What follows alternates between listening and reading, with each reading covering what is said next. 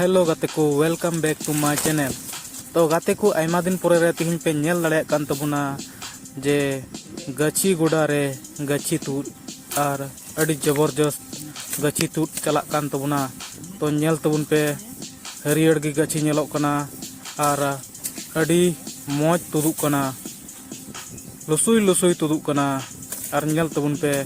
Are जतो आले Gharaj rain family कनाले आले मी फैमिली रेन होड़ कनाले आर कमी कनाले अड़ी तपिस ले कमी दा तिहिन दो माने पूरा सितुंग का एनते रहो चिकायाम कमी जरूड़ा। तो गाते को उन दिन मा आपे बड़ा गया बाय दा कान थाना आर ओको हम बाबुन कमी दाड़े कान थाना से ओका करे चंग दा मौज थान कान थाना पे कमी दाड़े कान थान तबुना। तो गाते को अड़ी आयमा दिन बात रे दा ᱧᱚᱜ खेत मेनखान गची गोड़ा दो बांग दा लेना आदो रोहड़ रेगी तुद हुयु कना आपे पे नेल दाड़े तबुन कना। गची को मा अड़ी मो नेलो कना हरियर गे मेनखान गची तिहिन तुद हुयु कना आर रोहय हुयुआ अड़ी आयमा दिन पुरे रे। तो गाते को आपे नोआ वीडियो चेक लेका पे बुझावे तबुना जे इन इन दिन बात रे नोआ ब्लॉग वीडियो अगु का तबुना।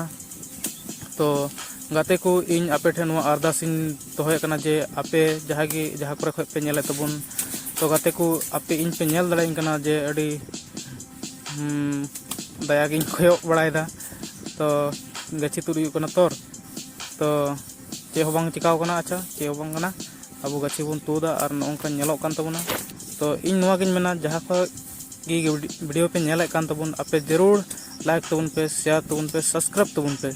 तो गाते को आपे बड़ाय गेताबुना जे मिटे वीडियो बनाव रे तिना समय लगा और तिना हारोना। तो आसान जिनिस बांग कान गया। तो आपे ओनाते थोड़ा गन सपोर्ट एमो तबुन पे। अड़ी जोरदार कमी हुयु कना और अड़ी सितुंग कना। तो